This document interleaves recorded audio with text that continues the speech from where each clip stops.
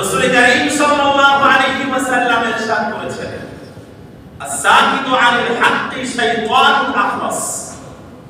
সত্য কথা থেকে যে বা যারা পিনপতন নীরবতা অবলম্বন করে, দুনিয়া যেদিকে যাচ্ছে গোল্লায় যা, এটা নিয়ে আমার বিন্দু মাত্র কোনো মাথা ব্যথা নাই, সে বোবা শয়তানের ভূমিকা অবতীর্ণ হয়েছে। আস-সাকিতু আনিল হাক্কি শাইতানুন আখরাস, মানে সে বোবা শয়তান।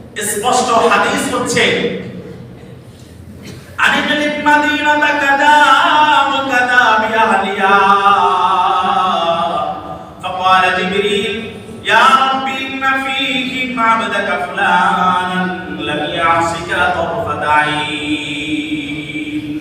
জিবরিল আমিনকে বললেন, জিবরিল অমুক জনপদকে টোটালি উপরে উঠিয়ে এটাকে উল্টিয়ে দাও, ধ্বংস করে দাও। জিবরিল আমিন অনেকটা রেকমেন্ড করার সুরে বললেন, ইয়া আল্লাহ, সেখানে আপনার এমন এক বান্দা রয়েছে এক ন্যানো সেকেন্ডের জন্য যে আপনার নাফরমানি এবং অবাধ্যতায় লিপ্ত হননি।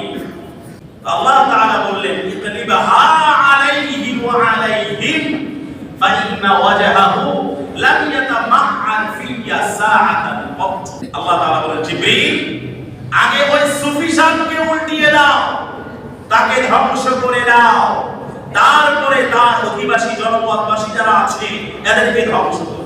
কেন? আল্লাহ তাআলাই নিজে আবার কারণ দর্শিয়ে বলছেন, ফাইন্না ওয়াজহাহু লাম ইয়াতামাআন ফিয়া সাআতান ওয়াক্ত। কারণ এই যে আমার এতগুলা বান্দা প্রতিনিয়ত নাফরমানি করেছে, অবাধ্যতা করেছে, বিপথগামী হয়েছে, বিপথে কুপথে পরিচালিত হয়েছে, একটা বারের জন্য আমার এই বান্দাদের হেদায়েতের নিমিত্তে তারা গুরুকুঞ্চিত হয়নি। চিন্তার গভীর রাজ্যে সে হারিয়ে যায়। এমন তো নয় যে রাসূল এবং সাহাবায়ে কেরামের যুগের জন্য ইসলাম লিমিটেড বা সীমাবদ্ধ, বিষয়টা কি এমন? কেমন পর্যন্ত যত ঋতু উপসর্গ অনুষঙ্গ ডে বাই ডে যা কিছু একের পর এক আসবে, পর্যায়ক্রমে ক্রমান্বয়ে এবং সঙ্গত কারণে প্রতিটা বিষয়ে সুস্পষ্ট সমাধান প্রদানের জন্য ইসলামের সেই সক্ষমতা, শরীয়তের সেই সক্ষমতা আছে না নাই? আছে। থার্ড সেগমেন্ট হচ্ছে উকিল নিযুক্ত করে।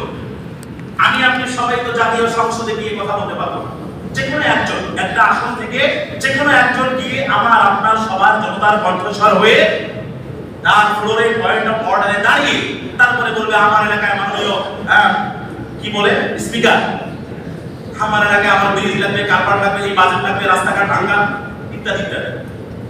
এই যে আপনি উকিল নিযুক্ত করছেন, এখন রাস্তা বাজেট যা আসে 10 ভাগের 9 ভাগ খেয়ে ফেলে 1 ভাগ দিয়া তারপরে মোটামুটি সুটকি টুটকি দিয়া যেই রাস্তা বানায় 6 মাস পরে অনুবীক্ষণ যন্ত্র দিয়া ওই রাস্তার হাড্ডি গুটি খুঁজে পাওয়া যায় না।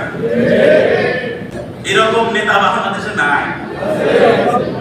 আর ওয়াকালা উকিল নিযুক্তকরণের ক্ষেত্রে এই বিষয়টা আমাদের মাথায় রাখতে হবে যে আমি তাকে উকিল নিযুক্ত করছি, এই আসনের পক্ষ থেকে আমি তাকে সর্বোচ্চ অভিভাবকত্বের মর্যাদায় আমি তাকে উন্নীত এবং অভিষিক্ত সমাসীন করে চলেছি।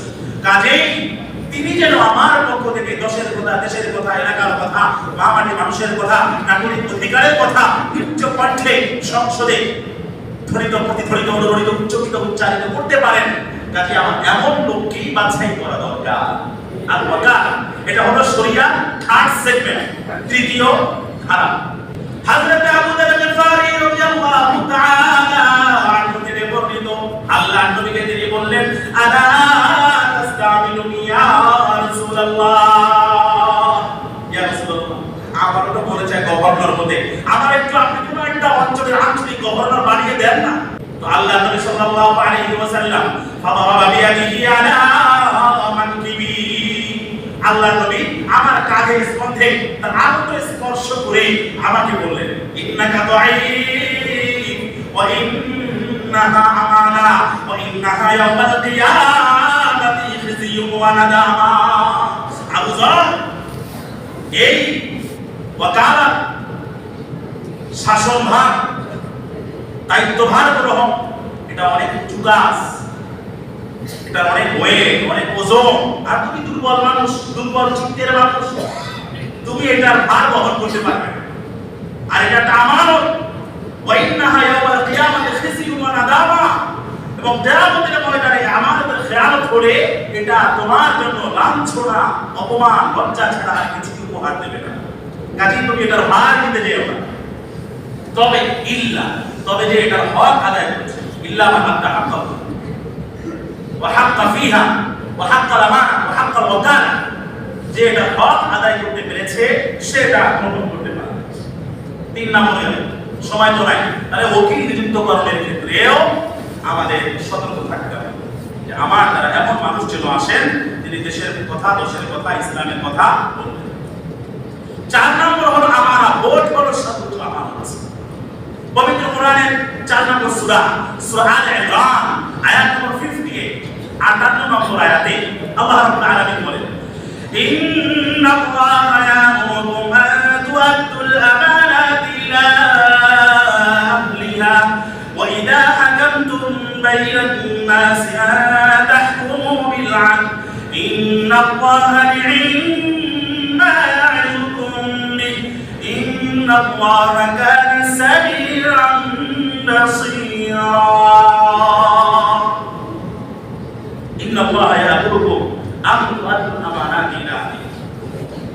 আল্লাহ তাআলা আমানতকে তার যথাস্থানে প্রয়োগ করবার জন্য তোমাদেরকে আদেশ করেছেন। তার মানে আমানতের হেফাজত করার জন্য সরাসরি আদেশ দিয়েছেন কে? আল্লাহ। এই আমানতের খেয়ানত হলে আল্লাহর কাছে জবাবদিহিতার শিকার হতে হবে না? তো কাজেই এই আমানতের খেয়ানত তুমি করে দেবে। আমি যে খুতবার মাঝে হাদিসটা উদ্ধৃত করেছি, রাসূল করিম সাল্লাল্লাহু আলাইহি ওয়াসাল্লাম ইরশাদ করেছেন, হযরত আনাস বলেন, বুখারী মুসলিমের হাদিস, আল্লাহর নবী যতবারই আমাদেরকে খুতবা দিয়েছেন অধিকাংশ সময়ই তিনি বলেছেন, লা ঈমানা লিমান লা আমানাতা লা ওয়া লা দীনা লিমান লা আহদা লা।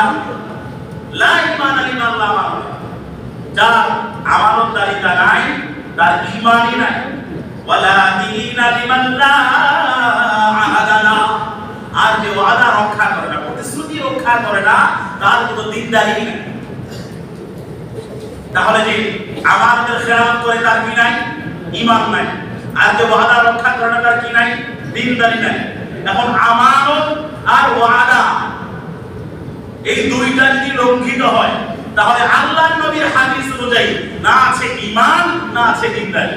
ও বাংলার মুসলমান, আওয়াজ দিয়ে বলেন না, আমানত এবং ওয়াদা প্রতিশ্রুতি রক্ষা করে ঈমান এবং দিনদারি হেফাজত করার দরকার আছে না? না। তো কাজে আপনারা সব বুঝেন, আপনারা কাকে দিবেন এটা আপনাদের সিদ্ধান্ত।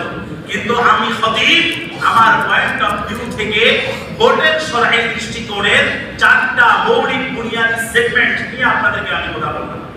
আশ-শাহাদা ওয়াশ-শাফাআ ওয়াল ওয়াকালা ওয়াল আমানা। সাক্ষ্য প্রদান, সুপারিশকরণ, উকিল নিযুক্তকরণ, আরেকটা কি বললাম? আমানত, আমানতের হেফাজত। সর্বশেষ যে বক্তব্য আল্লাহ তাআলা পবিত্র কোরআনে ইয়াদিলু আদল ওয়া ইনসাফের কথা বলেছেন। সব ক্ষেত্রে তোমরা আদল প্রতিষ্ঠা করো, ইনসাফ প্রতিষ্ঠা। রাসূল করিম সাল্লাল্লাহু আলাইহি ওয়াসাল্লাম ইনসাফ, ন্যায় নিষ্ঠা মূর্ত প্রতীক ছিলেন।